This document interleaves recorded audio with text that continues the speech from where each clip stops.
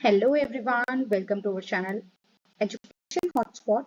And यहाँ पे हम कंटिन्यू कर रहे हैं अपने इकोनॉमिक्स के करंट अफेयर को, जो कि हम कवर कर रहे थे ओनली आईएएस उड़ान की 500 प्लस मैगजीन के साथ।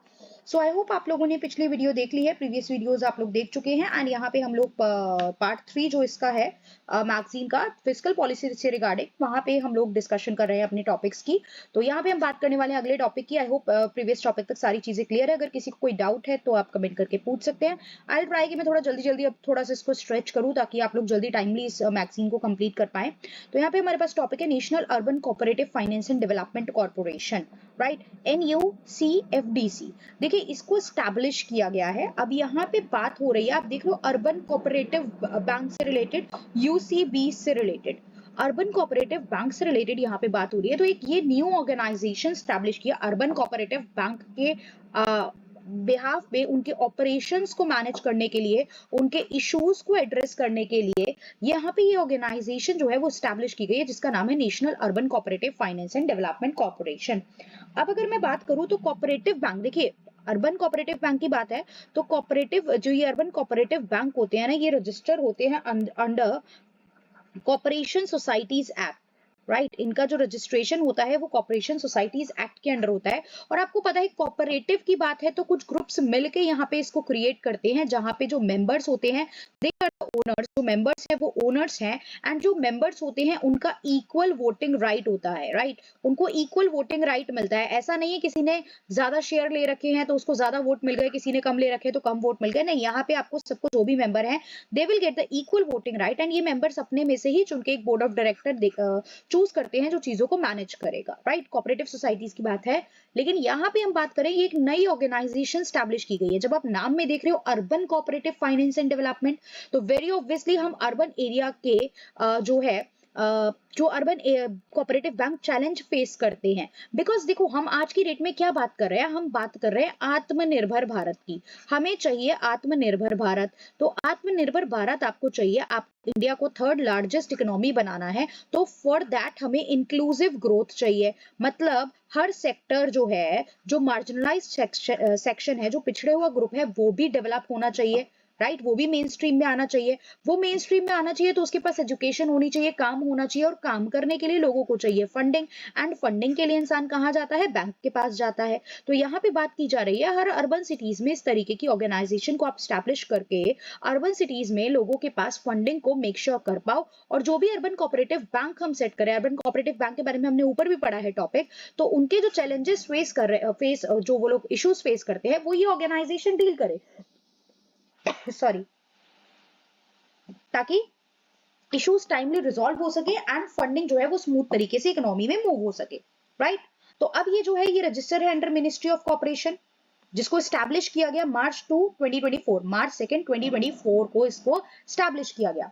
अब अगर हम देखें तो इसके बारे में आपको ये ध्यान रखना है कि यहाँ पे ये जो मिनिस्ट्री ऑफ कॉर्पोरेशन की अगर मैं बात करूं, तो मिनिस्ट्री ऑफ कॉर्पोरेशन भी कोई बहुत ज्यादा पुरानी मिनिस्ट्री नहीं है। इसको स्टैब्लिश किया गया था by the central government in 2021। Ministry of corporation को स्टैब्लिश किया गया था 2021 में। कॉर्पोरेशन वर्ड का मतलब यही होता है कि सहकारिता, आप एक दूसरे के साथ कॉपरेट करके चलो। एंड कॉपरेट करना यहाँ पे हम फाइनेंशियल सेक्टर में बात कर रहे हैं। सो दैट इसको जब स्टैब्लिश किया गया था तो इसका एक मेजर पर्पस, बहुत सारे देखिए पर्पस तो आप बहुत सारे मेंशन कर सकते हैं, बट मेंस पर्सपेक्टिव से नहीं, प्रीलिम्स पर्सपेक्टिव से भी देख रहे हैं, तो इसका एक मेन पर्पस था कि कॉर्पोरेशन के थ्रू फंडिंग अगर इजीली जाएगी तो हम लोग यहाँ पे ईज ऑफ डूइंग बिजनेस को भी प्रमोट कर पाएंगे, राइट। तो मिनिस्ट्री ऑफ कॉर्पोरेशन जो क्रिएट की गई थी वो कब की गई थी? In the year 2021। अब आगे फर्दर मूव करते हैं। यहाँ पे देखिए, यहाँ पे एक अम्ब्रेला ऑर्गेनाइजेशन है जो अर्बन कोऑपरेटिव बैंक्स को कवर करेगी। मतलब उसके रिलेटेड जितने भी इश्यूज हैं और स्कीम है वो इसके अंडर फॉल कर जाएंगी। क्यों ये आप ऑर्गेनाइजेशन बना रहे हो? ताकि यूसीबीज जो चैलेंज फेस कर रहे हैं वो हम लोग कवर अप कर पाए, उनके काम करने की क्षमता, उनकी एफिशिएंसी को बढ़ा पाए। मतलब जो भी मिसमैनेजमेंट है, नुकसान है, वो चीज हम कॉस्ट, टाइम के जो वेस्टेज है वो हम कम से कम कर पाए, और कोऑपरेटिव बैंकिंग सेक्टर को भी प्रमोट कर पाए। अब इसको रजिस्टर्ड, इसको जो सर्टिफिकेट है, देखिए आपको रजिस्टर कराना पड़ेगा अपने आप को, तो ये रजिस्टर है बाय द आरबीआई। मतलब इसको सर्टिफिकेट जो है इसको मिलेगा आरबीआई से। और ये एज अ बैंक तो नहीं है ना, ये तो ये एज अ एनबीएफसी वर्क करेगी और एक सेल्फ रेगुलेटरी ऑर्गेनाइजेशन की तरह वर्क करेगी। So now what is self regulatory organisation? देखिए, जो भी सेल्फ रेगुलेटरी ऑर्गेनाइजेशन, अपना कॉपी पेन लेके बैठिए, कहीं लिख लीजिए, and if you have this magazine तो वहां पे भी लिख के चलिए एक्स्ट्रा पॉइंट। जो सेल्फ रेगुलेटरी ऑर्गेनाइजेशन होते हैं ना, वो नॉन गवर्नमेंट एंटिटी होते हैं। वो क्या होते हैं? Non government entity. वो डायरेक्टली ऐसा नहीं है कि गवर्नमेंट के अंडर आ रहे हैं, नॉन गवर्नमेंट एंटिटी है। इंडस्ट्री उनको लीड करती है, जैसे बैंकिंग से रिलेटेड है तो बैंकिंग इंडस्ट्री उसको लीड करेगी, इंडस्ट्री उनको लीड करती है। और यहाँ पे ये बेसिकली काम क्या करते हैं कि हम कुछ बेसिक रूल्स रेगुलेशन बनाएंगे कि कैसे चीजें वर्क करनी चाहिए, रेगुलेशन सेट करोगे। रेगुलेशन सेट करने के अलावा आप लोग देखोगे कि what are the ethical conduct that you will follow, क्या एथिकल चीजें डूज एंड डोंट्स आप फॉलो करोगे, क्या सही क्या गलत आता है इसके रिगार्डिंग में। अगर कोई डिस्प्यूट हो जाता है तो वो डिस्प्यूट रिजॉल्व करने की बात की जाती है। मार्केट में ट्रांसपेरेंसी रखने की बात की जाती है कि किस तरीके से चीजों में क्या रह सकती है, ट्रांसपेरेंसी रह सकती है। तो ये सब काम इस तरीके की सेल्फ रेगुलेटरी ऑर्गेनाइजेशन करती है। और ये जो एनयूसीएफडीसी की बात की जा रही है, ये भी एक सेल्फ रेगुलेटरी ऑर्गेनाइजेशन की तरह काम करेगी। अब इसका अगर एक एग्जांपल मैं बात करूं तो आपका जो आईबीएफ है, आईबीएफ की फुल फॉर्म अपने पास लिख लीजिए, Indian board of casting foundation जो है, ये भी एक तरीके की सेल्फ रेगुलेटरी ऑर्गेनाइजेशन का एग्जांपल है। ये करता क्या है? ये जो टेलीविजन चैनल पे कंटेंट ब्रॉडकास्ट होता है उसको रेगुलेट करने का काम करता है। तो इस तरीके की ऑर्गेनाइजेशन को हम सेल्फ रेगुलेटरी ऑर्गेनाइजेशन बोलते हैं। अब ये जो ऑर्गेनाइजेशन है, ये अर्बन कोऑपरेटिव बैंक को फंड बेस, मतलब पैसों से related, if they require the funding for anything, आगे फंक्शन करने के लिए उन्हें फंडिंग चाहिए तो उसमें भी काम करेगी, plus non fund based services भी प्रोवाइड करेगी, लाइक जैसे टेक्निकल सर्विसेज वगैरह होती हैं, नॉन फंड बेस्ड भी है, वो भी प्रोवाइड करेगी। इसको जो है स्टैब्लिश किया गया था एनएस विश्वनाथन कमेटी की रिकमेंडेशन पे। ये कमेटी थी जो बनाई ही इसलिए गई थी कि कोऑपरेटिव बैंक की फंक्शनिंग के रिगार्डिंग ये क्या देगी, ये सजेशन देगी। आरबीआई ने इस कमेटी को बनाया था 2021 में, फरवरी 2021 में। ये एनएस स्वामी विश्वनाथन कमेटी, कहीं पे कॉपी लेके आप लोग साइड में लिख भी लीजिए, एनएस विश्वनाथन कमेटी किससे रिलेटेड अगर ये पूछा जाए तो फरवरी 2021 में इसको बनाया गया था। एंड इट इज रिलेटेड, और इसको बनाया क्यों गया था? To make suggestion on the structure of the urban cooperative bank. तो याद रख लो कि विश्वनाथन कमेटी जो है वो किससे रिलेटेड है? Urban cooperative bank. बिकॉज आपको पता है समटाइम डायरेक्ट क्वेश्चन आता है कमिटीज को लेके कि ये कमेटी किस चीज के रिगार्डिंग फंक्शन करती है, इसका मेजर काम क्या है, राइट। इसको रजिस्ट्रेशन मिलेगा 8 फरवरी 2024 को आरबीआई से मिला है, राइट। पेड अप कैपिटल याद रखने की जरूरत नहीं है, 117.95 करोड़ है। आरबीआई के अप्रूवल, अकॉर्डिंग टू आरबीआई के अप्रूवल के हिसाब से ये जो ऑर्गेनाइजेशन है, ये मैंने बता दिया आपको, सेल्फ रेगुलेटरी ऑर्गेनाइजेशन की तरह फंक्शन करेगी। सेल्फ रेगुलेटरी होते क्या है ये भी हमने देख लिया है। क्लियर? पेड अप कैपिटल यहाँ पे 300 करोड़ की बात की गई है। डन।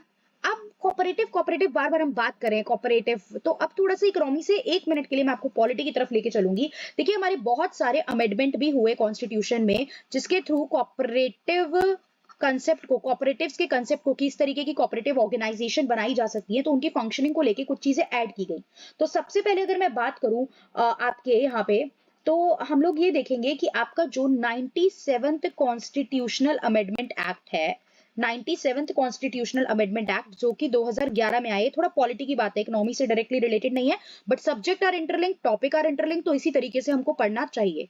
तो आप लोगों को पता होगा 97th constitutional amendment act cooperative को किस तरीके से लिंक करता है।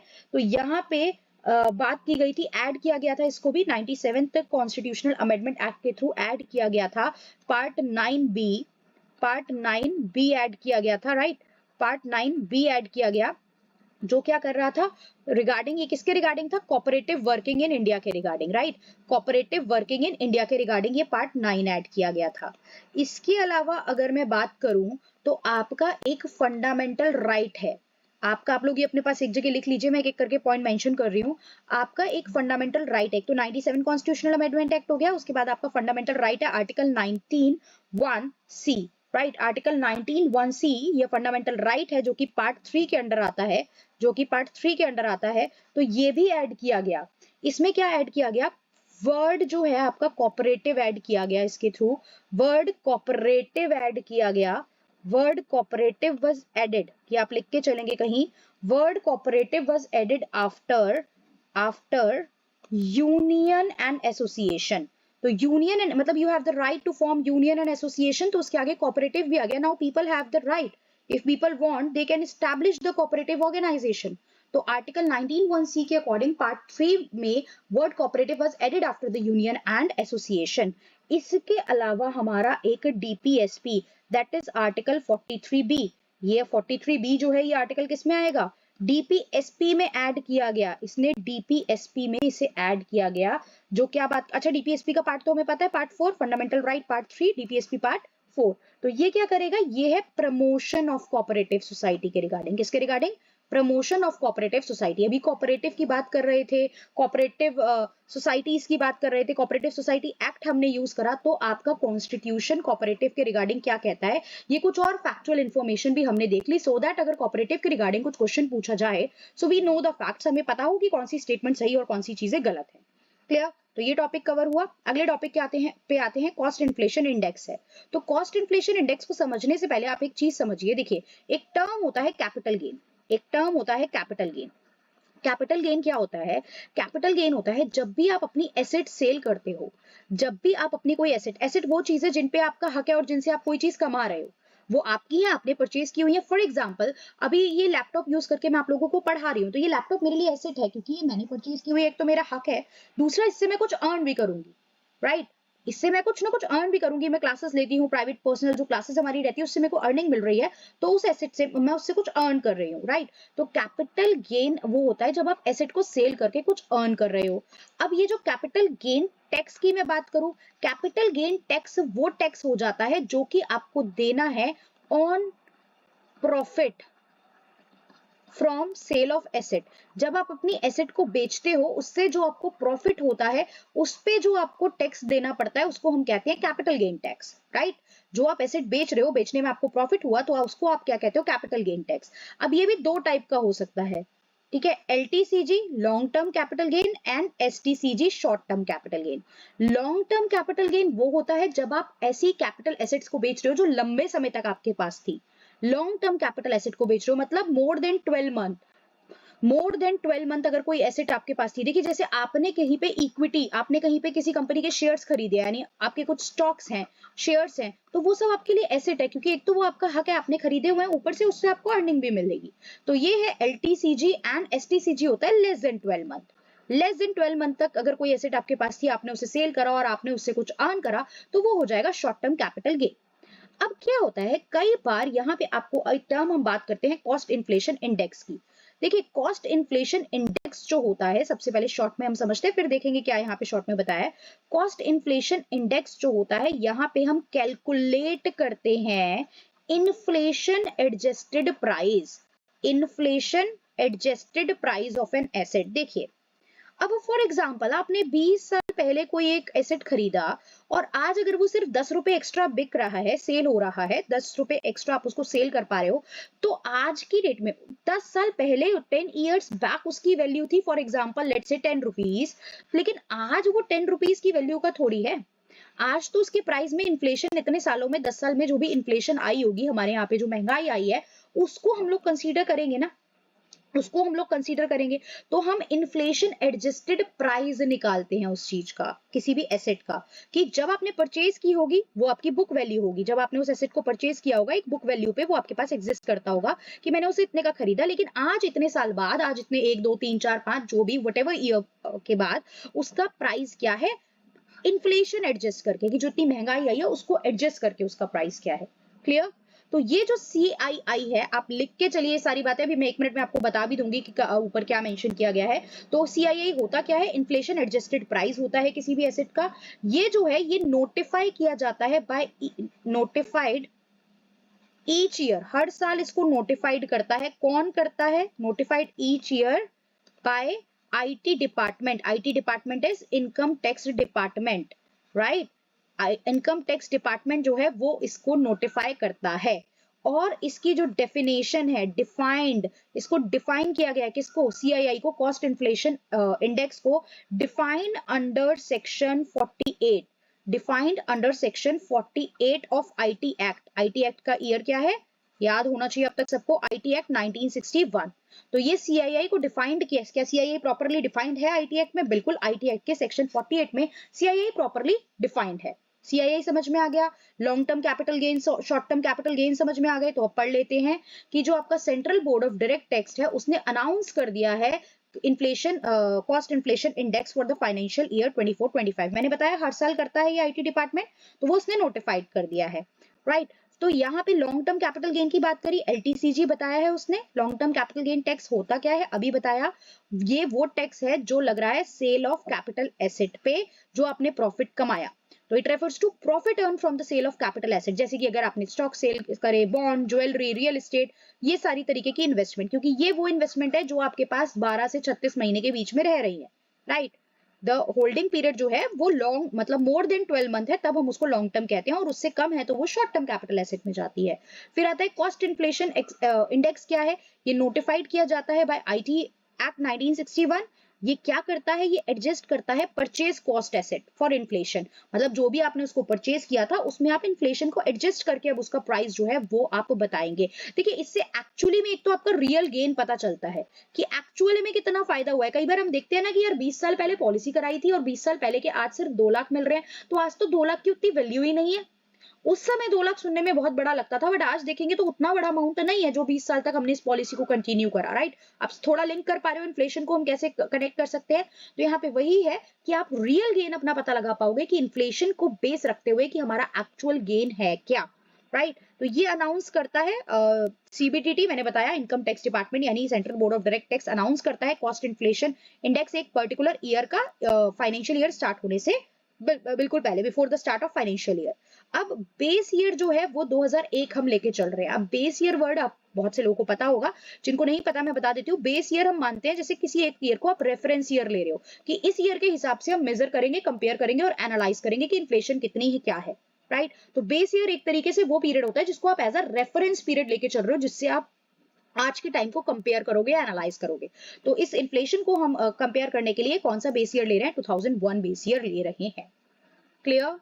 सो आई होप ये टॉपिक आपको समझ में आए होंगे। कोई कंफ्यूजन, कोई डाउट नहीं है। इनकेस कंफ्यूजन या डाउट है तो आप लोग मुझे बता के चलेंगे। अगली क्लास में हम लोग पढ़ेंगे वेज एंड मीन्स एडवांस का टॉपिक। यहाँ पे आपका इसको कंप्लीट करेंगे। यहाँ पे वेज एंड मीन्स एडवांस ही आपका टॉपिक है। उसके बाद अगला टॉपिक एडवांस प्राइसिंग एग्रीमेंट है। तो ये क्यों न्यूज में है, इनके पीछे के क्या स्टैटिक है, ये फैक्ट हम लोग देखेंगे। उसके बाद हमारा थर्ड हेड कंप्लीट हो जाएगा। फर्स्ट आपका जो बैंकिंग है, एम्प्लॉयमेंट सेक्टर है और फिस्कल पॉलिसी हम लोगों का कंप्लीट हो जाएगा एक अगली वीडियो के बाद। उसके बाद हम लोग स्टार्ट कर देंगे current affair with regard to the financial market. मेरी कोशिश रहेगी अब थोड़ा और हम लोग स्पीड पकड़े, जल्द से जल्द हम लोग ये सारी चीजें कवर अप करें। बाकी या if you guys have any doubt, any confusion, then do let me know in the comment box. And video अगर एक्चुअली में पसंद आ रही है तो वो भी कमेंट करके बताएंगे, लाइक करेंगे वीडियो को एंड शेयर करेंगे अपने रिस्पेक्टिव ग्रुप्स में जो भी स्टूडेंट इस एग्जाम की प्रिपरेशन कर रहे हैं। So that's all, thank you everyone, see you in the next video.